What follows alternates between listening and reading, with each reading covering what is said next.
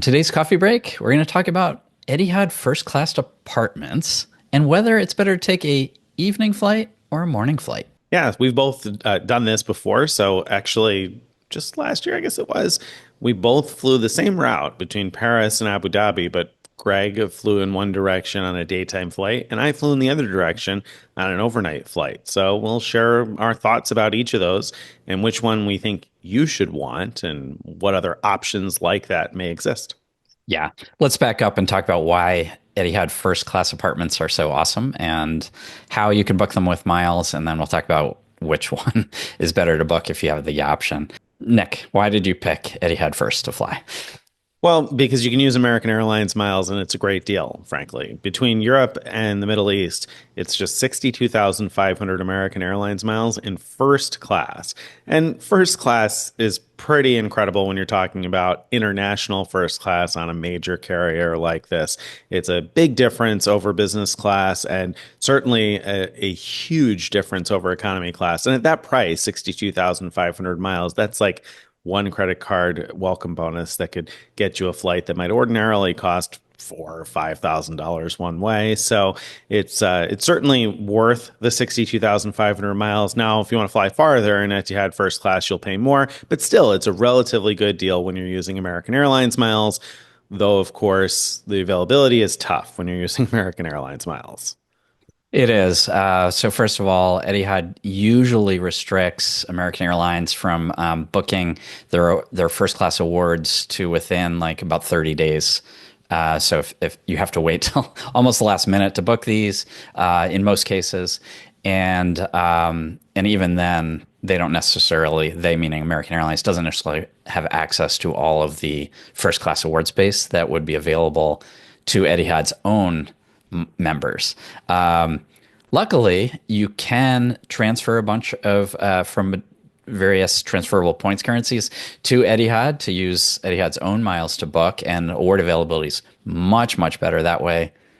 Unfortunately, the price is also much, much higher if you book that way, and Etihad has very unfriendly policies about cancellations and mileage expiration. So I would only do that if your heart's really set on this. You don't have a chance to book with American miles or don't have the American Airlines miles, and you're sure you're actually going to fly it. Yeah, I'd be most inclined to consider that if I were flying like tomorrow or the next day and I were booking that close to departure where I knew nothing was going to change because, like Greg said, the cancellation policy just stinks. As you get closer in, you lose more and more of the miles. Starting with, if you cancel really far in advance, you'll lose 25% of the miles. And like Greg said, they charge a fair number of miles. So it's one of the largest cancellation penalties of any airline out there. So it's not a very friendly one. But again, you got a couple of different ways to book it with miles, plenty of different points transfer to Etihad guests. So if you want to do it that way, you certainly have a lot of different options to collect your points to transfer over to Etihad. Otherwise, booking via American Airlines within 30 days of departure is probably the way to go.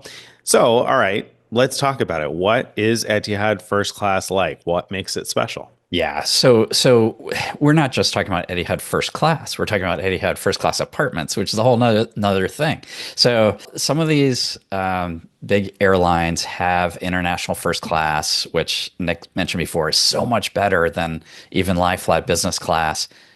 But this is next level above that. So this is where on just certain planes, this is just the Airbus A380 flown by Etihad, where they have this special first class that are called apartments. And each apartment is like a little room. You have a door, you've got walls around it.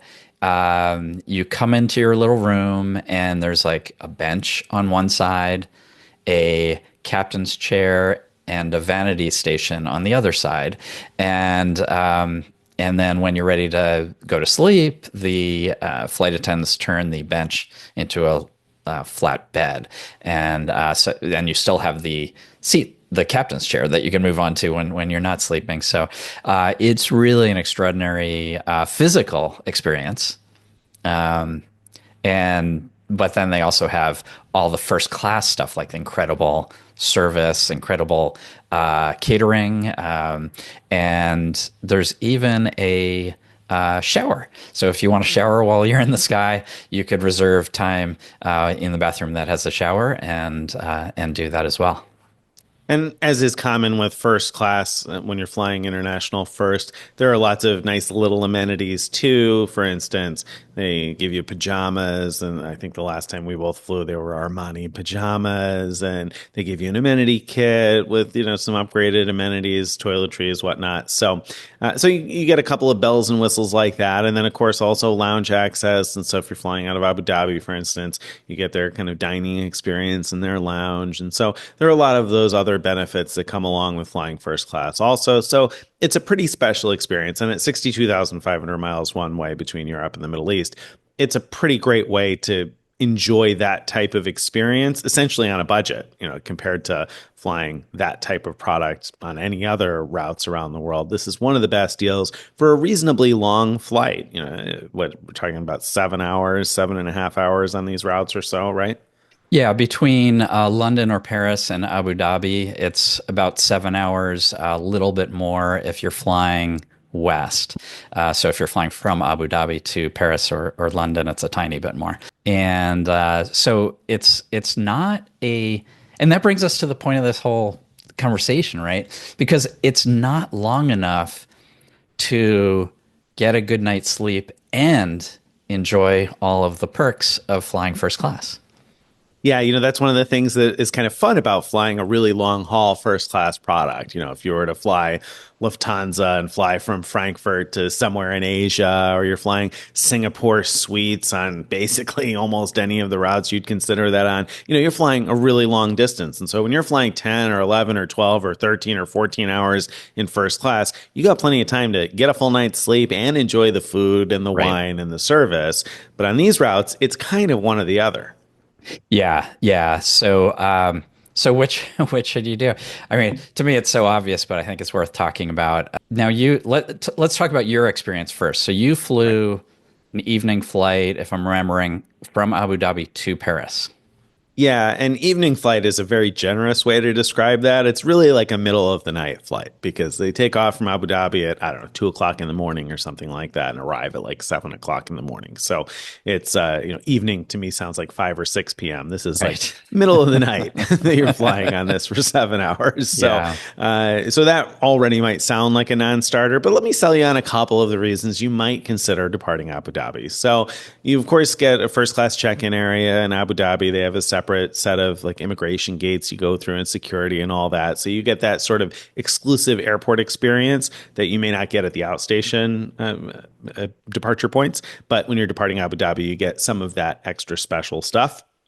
And then, of course, you got the lounge in Abu Dhabi, which is quite nice. And I sat down and enjoyed a nice dinner with wine and food, ordering a la carte from a menu, waiter served. So that was an excellent experience there. I got a complimentary short massage. I can't, maybe it was a 15-minute, 20-minute massage, 30-minute. I can't remember what it was, but there was a little massage. You get a chair massage that was complimentary in the sort of spa there in the first class lounge. So those are amenities that you're more likely to get. Usually, if you're flying first class, you're more likely to get those types of amenities when you're leaving the carrier's hub than when you're leaving one of the outstations. So that's one of the nice things about departing from Abu Dhabi. Beyond that, the other reason you'd consider this, I guess, is if you value the night's sleep. Now, I got to say that one of the reasons I think we've talked about in the past, liking flying in business and first class, one of the things we appreciate about it is the opportunity to arrive somewhere rested.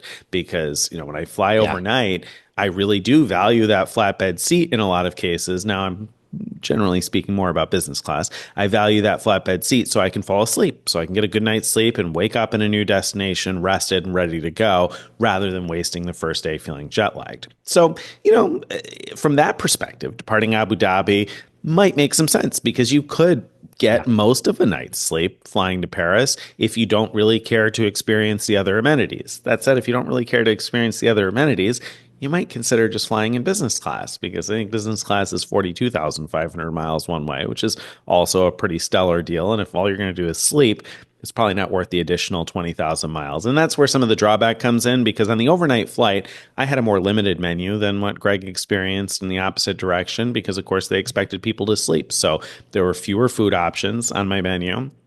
They did, of course, pass out the pajamas and the amenity kits, and they served a departure beverage. And I did have the opportunity to order something for dinner. It was just something relatively simple and small. I was glad that I'd eaten a good meal in the lounge because it wasn't nearly as impressive a menu. And then normally when you're flying international first class, they're pretty generous about coming around to offer more wine or champagne or refill glasses, etc. And there was less of that type of service because most people were sleeping in the middle of the Sure. night. So they probably reasonably assumed people don't want to be bothered in the middle of the night. They'd rather be asleep.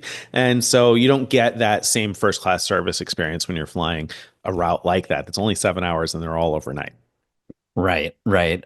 Now, I had that similar experience as Nick years ago. So pre-pandemic, I flew from Abu Dhabi to London on that night flight, and I loved it. But at the same time, yeah, the menu was very limited.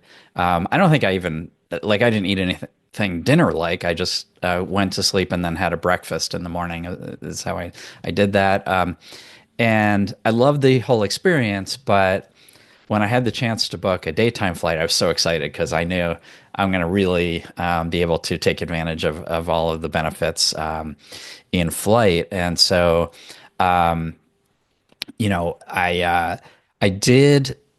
I was tired enough to take a nap. So once I boarded and once we're in the sky and everything, I did ask for them to put down the bench into a bed so I could take a nap. But that was maybe 40 minutes at most of the flight. Felt refreshed.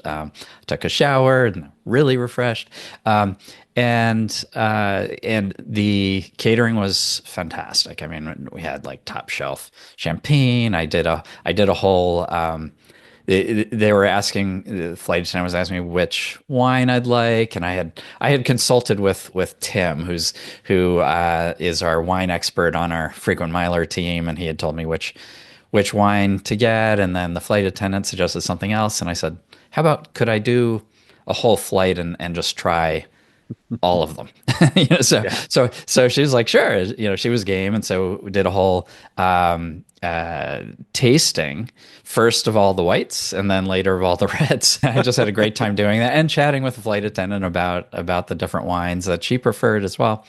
The meal, it started with caviar and then moved into the appetizer course, which I think was lobster, if I remember right, and then a fillet as the main, and it was all terrific. And even though I had nearly 7 hours, well, I guess a little over 7 hours of no, 7 hours is correct. About 7 hours of flight time and 40 minutes sleeping.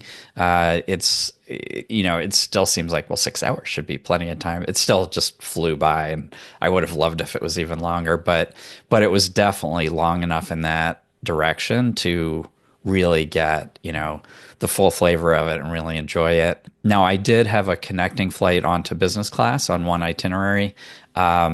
In Abu Dhabi, so I was able to go into the first class lounge. I didn't experience as much of it as Nick did, though, because I had a pretty tight connection. So I only had, I don't know, 20 minutes or I can't remember how long I had there. Um, Yeah. but you can engineer it so you can enjoy that lounge too while they're on a connection. So yeah, I don't think there's any question if you can, if you are going to take one of these flights between London or Paris and Abu Dhabi, daytime is the way to go. Now, if you're flying from North America, from or to North America to Abu Dhabi on the A380 and Etihad First Class apartments, then I don't think it matters because those are around 13-hour flights. You're going to get a sleep in, you're going to get full catering, and I'm sure it'll be an incredible experience. Yeah, I wouldn't worry about it too much at all between North America and Abu Dhabi. Like you said, between London and Abu Dhabi, keep in mind that they have two daily flights right now as we're recording this anyway. One of them is a daytime flight.